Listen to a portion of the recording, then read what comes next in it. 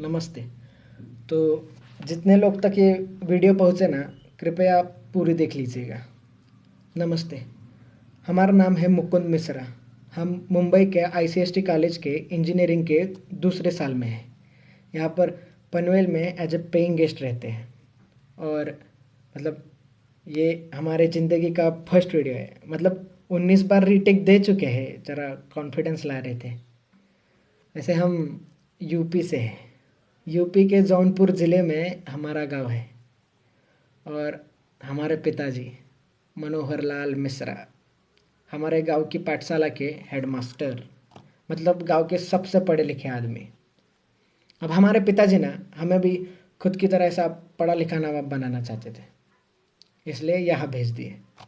अब बचपन में ना हम फैन देखकर बोले थे कि बड़े होकर हम मशीन बनाएंगे। अब साला छोटे बच्चे को थोड़ी पता होता है कि उसको सिर्फ मशीन बनाने के लिए MIT, VIT, BITSAT, JEE Main, JEE Advanced ये सब देना पड़ता है। अब छोटा बच्चा था, गलती से बोल दिया। अब उसी गलती की सज़ा हम रोज़ ही काट रहे हैं। उसके बाद ना हमारे पिताजी हमको रोज़ सुबह कहते, उठ जाओ हमारे मैकेनिकल इंजीनियर, हमें गांव का कल बदलना है। पूरे गांव में ढिंडोरा पिटवा दिए थे कि हमारा बच्चा इस गांव का फर्स्ट इंजीनियर बनेगा।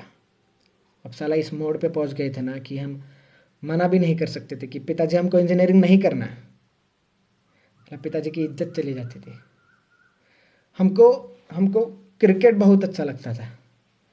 कहीं और ज़्यादा अच्छा ना लगने लगे इसलिए छोड़ दिए। उसके बाद हमारे पिताजी हमसे कहे कि बेटा अगर ज़िंदगी में तरक्की करनी है ना तो ये गांव के दोस्तों के साथ घूमना फिरना ये बंद कर दो। तो हम बचपन के दोस्तों के साथ घूमना फिरना भी बंद कर दिए। हमको याद है हम 10वीं का पड़ाव बहुत ही ज़ोर से पार किए थे। मतलब पूरे ज़िले में 7वें आए थे हम। और इनाम के तौर पर हमें पिताजी ये सैमसंग का फ़ोन दे दिए। हमसे कहे कि बेटा जब मैकेनिकल इंजीनियर बनोगे तब टच स्क्रीन वाला दिलाएंगे। अब जब साला मैकेनिकल इंजीनियर बनेंगे तब इनसे थोड़ी ना मांगेंगे फ़ोन, हम बर्बाद ना हो इसलिए नहीं देते। और हमको इस चीज़ से दिक्कत भी नहीं थी।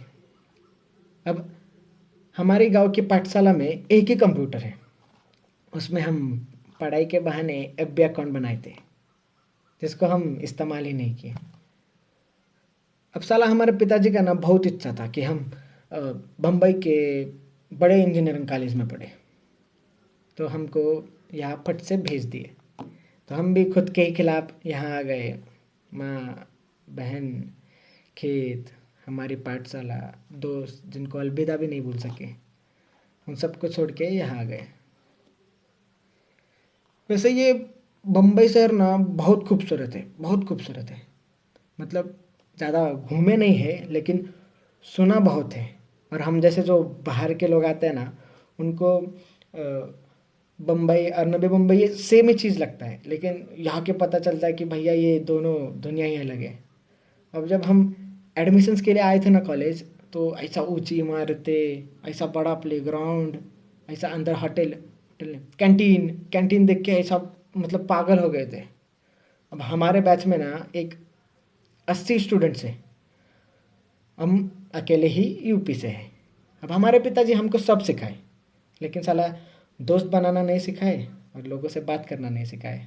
तो हम अकेले ही थे। और यहाँ के बच्चे भी ना बहुत ही अलग, मतलब कैसे बताए, मतलब बहुत ही मॉडर्न और फैशनेबल है। मतलब ऐसा गॉगल पे, जैकेट पे, KTM पे ऐसा कॉलेज आते हैं। और मतलब कुछ लड़कियां हैं जो ऐसा स्कर्ट में, मतलब हमको इस चीज़ से दिक्कत नहीं है, बिल्कुल दिक्कत नहीं है, बस हम पहली बार देखे तो थोड़ा गड़बड़ा गए थे। और कुछ स्टूडेंट्स तो चड्डी पे कॉलेज आते हैं। साला 1 साल के सफ़र में हम कभी हमारे PG के बाहर भी चड्डी पे नहीं गए। और भैया अंग्रेजी तो इतना तेज़ बोलते हैं ना कि समझना छोड़िए, सुनने में भी बड़ी दिक्कत होती है। मतलब हम इनकी तरह कूल नहीं थे। हम ना सिगरेट पीते, ना दारू पीते, ना नशे करते, ना कोई गर्लफ्रेंड के चक्कर में थे। और हमारे कपड़े हमारे कपड़े भैया, मतलब एक फॉर्मल शर्ट, एक फॉर्मल पैंट, हाथ में पापा की घड़ी या चश्मा और नीचे सैंडल। और इस्त्री भी हम खुद ही करते थे। और बाल अभी बढ़ाए बाल, वरना पूरा मिलिट्री कट रखे थे। वो बाजू वाला चिंटू है ना, हमको मतलब बाल देख के यही उम्र में अंकल बुलाता है। अभी हम मतलब ये सब को अगर बाजू में रखें ना, तो हम वैसे बहुत होशियार है। मतलब खुद की तारीफ नहीं करेंगे, लेकिन हमारे कुछ उसूल है, जैसे कि हम बंक नहीं करेंगे, असाइनमेंट्स टाइम पे देंगे, जो भी है ईमानदारी से करेंगे। अभी 2-3 महीने पहले का बात है, हमारा सेम टू का एग्ज़ाम्स पास में आ रहा था। तो धीरे धीरे सब हमारे साथ ऐसा ही हाय बाय बोलने लगे, हमारे साथ बात करने लगे, हमारे मतलब फर्स्ट बेंच में बाजू में बैठने लगे। हमको बोले कि हमको मतलब कैंटीन घुमाए, हमको प्लेग्राउंड घुमाए, हमको मॉल घुमाए, हमको चीज़ फ्रैंकी, सैंडविच, मतलब बहुत नाम याद नहीं आ रहे, लेकिन बहुत बहुत कुछ खिलाए। और हम उनको मतलब जितने भी पढ़ाए उसके नोट्स देते, फिर उनको लाइब्रेरी में लेक्चर देते। और मतलब साला इतना कॉन्फिडेंट ना हम कभी ज़िंदगी में फील नहीं किए थे। और हमको हमको ना मतलब लड़की लोग भी नंबर शेयर करने लगी, तो हम थोड़ा गड़बड़ा जाते थे उधर। मतलब अचानक इतना सारा आ गया ना कि हम पागल हो गए थे। मतलब बहुत ही खुश थे हम, मतलब हमारे ज़िंदगी का ना ये बेस्ट पीरियड कह सकते हैं।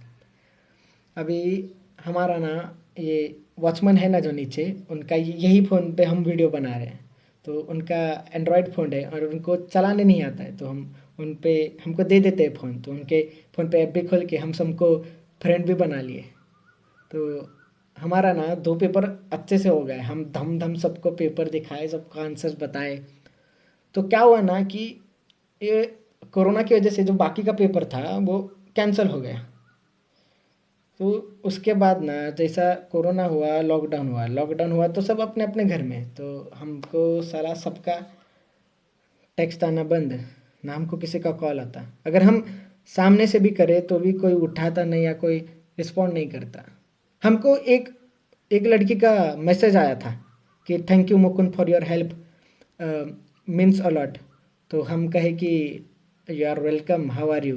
तो उसका भी रिप्लाई नहीं आया। हम सोचे कि हम ऐसा क्या कर दिए, कुछ गलत बोल दिए क्या किसी को।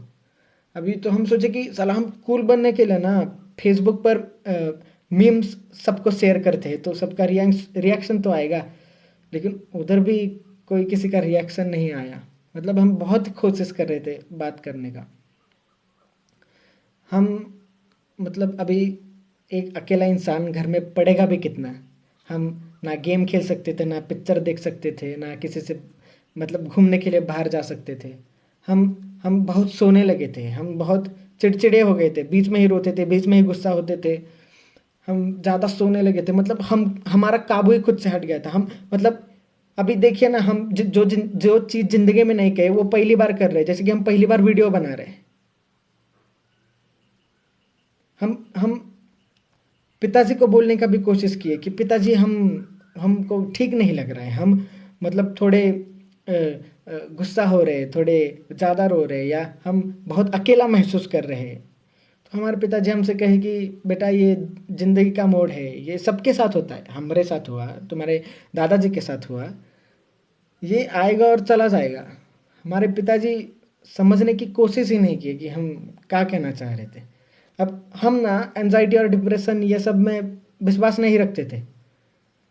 पर साला जब वो इंसान को होता है ना वो चीज़, तब तब ही समझ आता है कि भाई ऐसा मानसिक बीमारी करके भी कुछ तो होता है। अब हमारे गांव में ना मानसिक बीमारी का दो ही मतलब है, एक तो भूत बाधा और दूसरी मतलब ये पागल हो गए। साला हम गुस्सा हमारे दादाजी से नहीं है, ना हम गुस्सा हमारे पिताजी से है। हम गुस्सा इस समाज से है, जो जब सर दुखता है तो हाथ में फट से डिस्प्रिन दे देता है, लेकिन साला जब दिमागी हालत ठीक ना हो तो मुंह ही फेर लेता है। अब साला परसों का ये बात है, हम उसी उम्मीद में फ़ोन लिए थे कि हम देखने की फेसबुक पे हमको गलती से किसी का मैसेज आया रहेगा।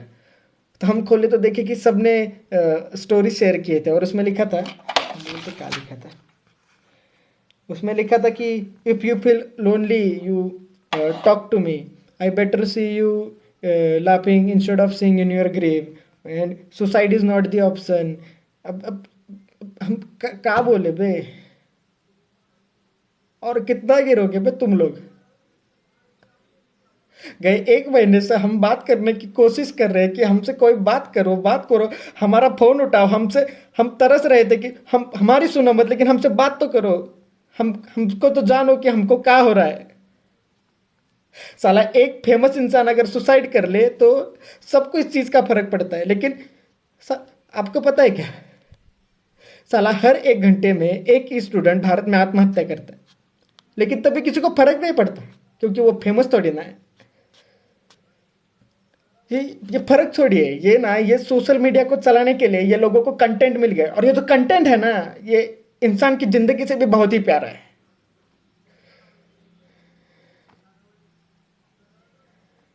अभी 2-3 हफ्ते और गए ना, किसी को कुछ फर्क नहीं पड़ेगा, क्या एंजाइटी और क्या डिप्रेशन।